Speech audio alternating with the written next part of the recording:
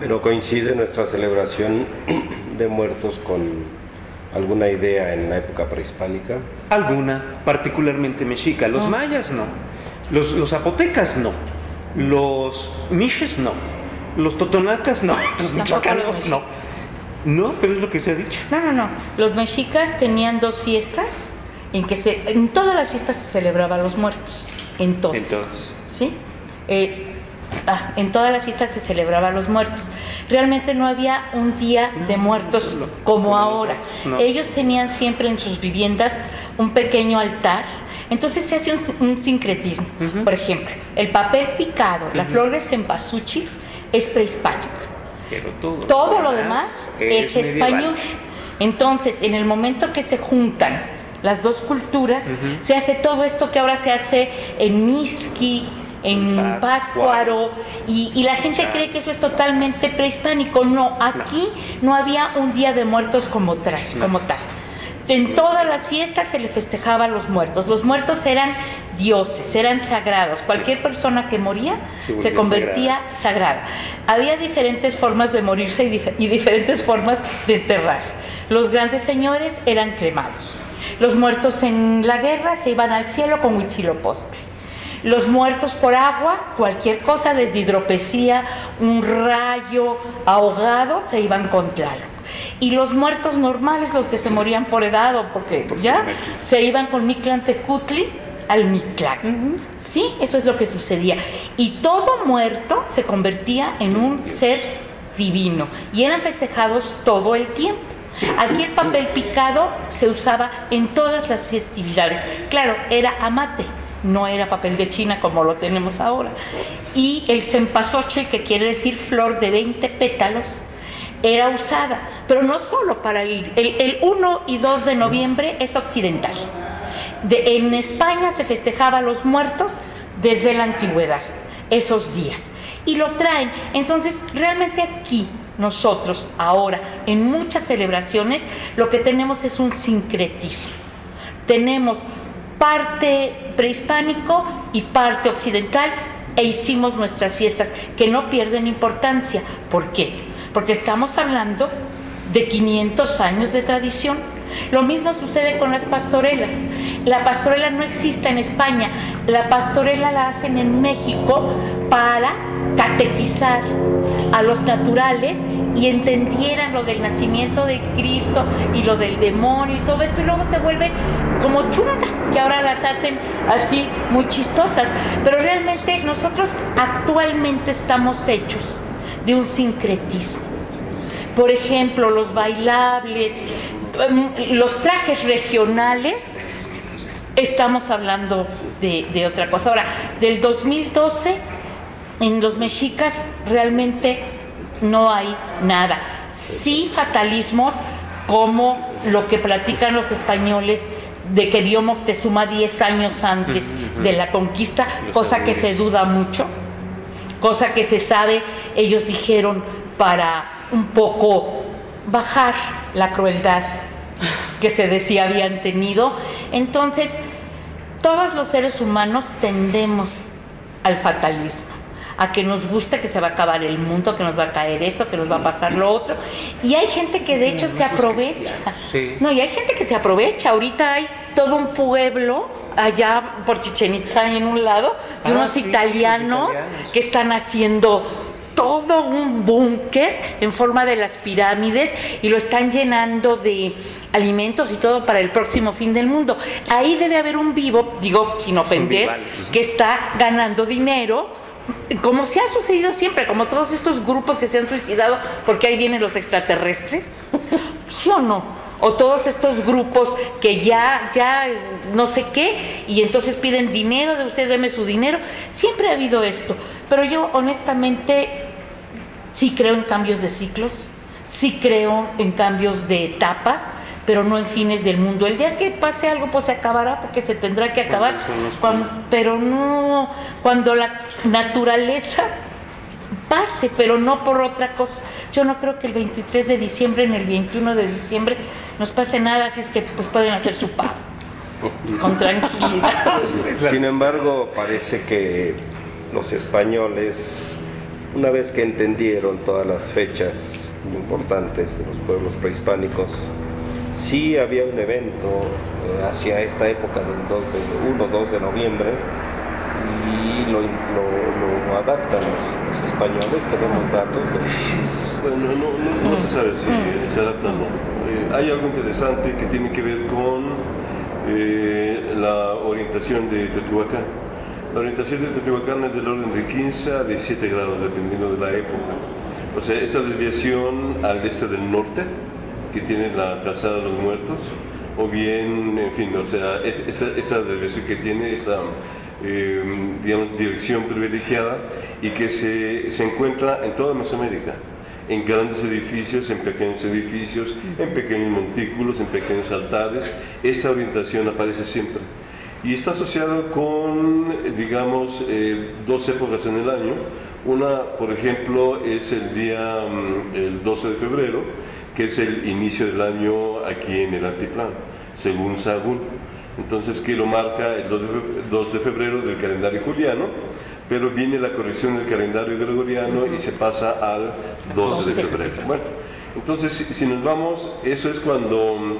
si nosotros vamos en octubre, por ejemplo, el día último de octubre, hoy por ejemplo, si vamos a Teotihuacán, en un montículo que está separado a 1 kilómetro de la pirámide del Sol, nosotros vemos que el Sol se pone arriba de la pirámide del Sol. Bueno, resulta que si nosotros va siguiendo el movimiento solar a lo largo del día 31 de octubre al día 5 o 6 de noviembre, hay un momento en que el Sol sale exactamente sobre la pirámide del Sol, al centro. Esto es alrededor del día 4 o 5 de noviembre. Entonces, esta es una situación realmente interesante, porque el día 1 de noviembre está del costado izquierdo de la parte superior de la pirámide del Sol. Entonces está marcando precisamente un punto de referencia. Y que si nos vamos, por ejemplo, hacia el 12 de febrero, está marcando los Nemontemi. Entonces, estamos viendo un suceso, una observación solar de la época teotihuacana, y que resiste el paso de los siglos, y todavía digamos, a la llegada de los españoles se observaba o se seguía en la calendárica. Por eso es una herencia de la calendárica mexica, ¿sí?, de la parte teotihuacana, o más atrás todavía, ¿no? Ahí está la situación.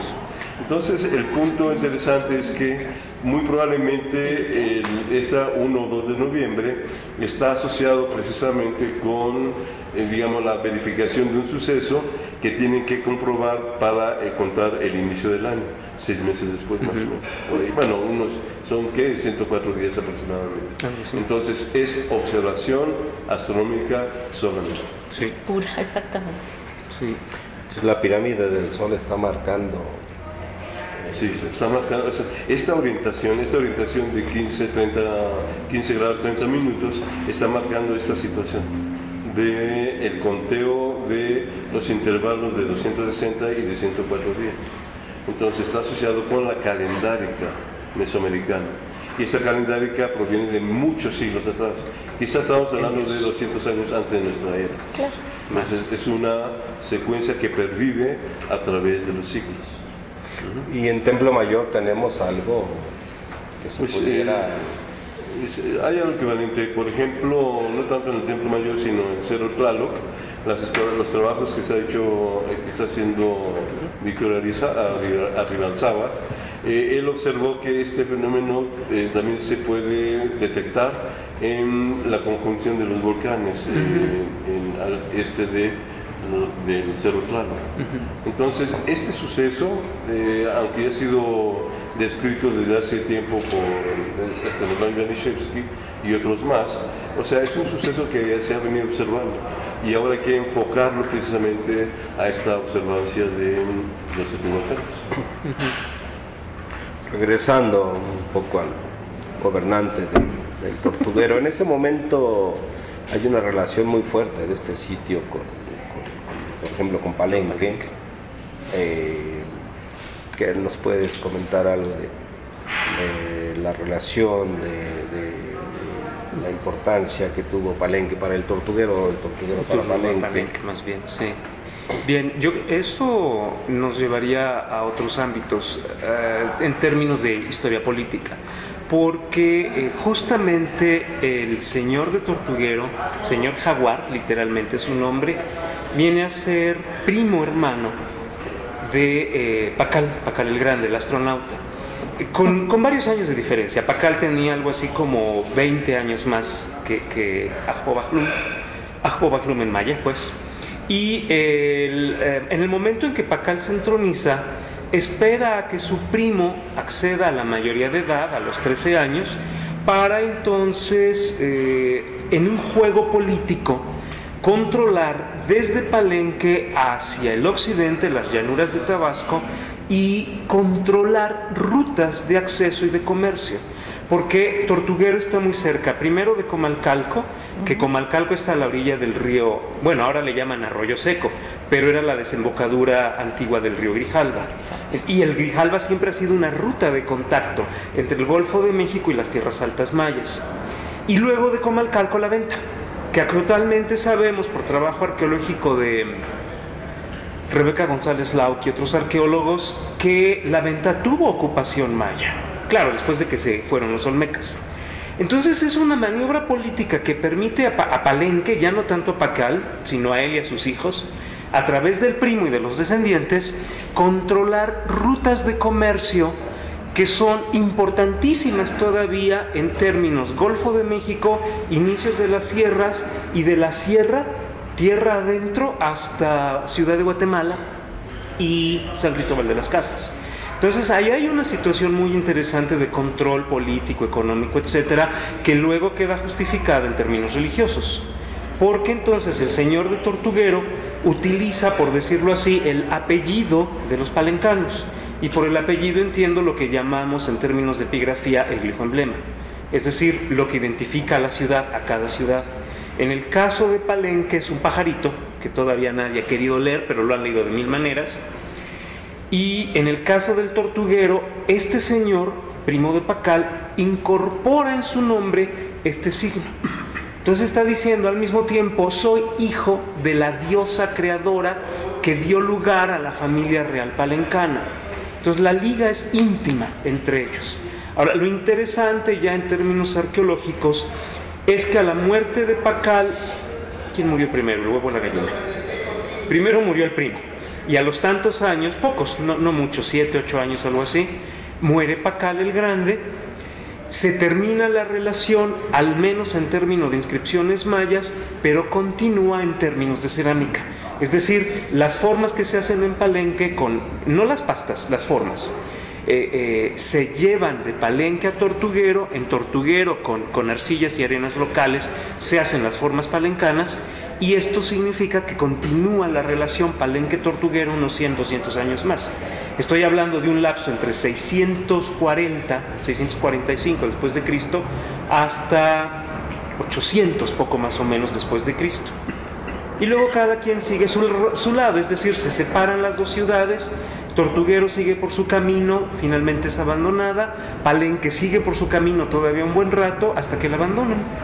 Esto por lo menos en un lapso de 300 años. Eso es lo que pasa en términos generales entre Tortuguero y Palenque. Y claro, después la famosa fecha del 21 o 23 de diciembre de 2012. Bueno, aquí un comentario acerca de la fecha.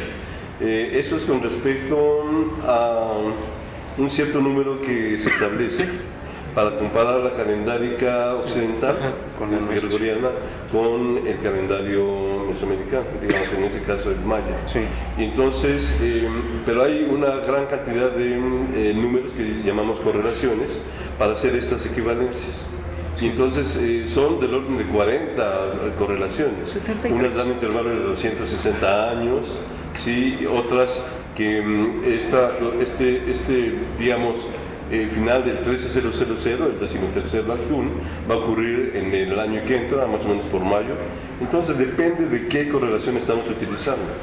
Entonces, digamos, se utiliza la GMT, que es la más conocida, digamos, o la más aceptada, y que nos da precisamente el 21 de diciembre, o bien, como tú dices bien, el día 23 de diciembre. Sí. Entonces, es complejo, digamos, llegar a determinar exactamente con intervalo de un día o mediodía la cuenta calendárica mesoamericana con nuestra cuenta de calendario gregoriano.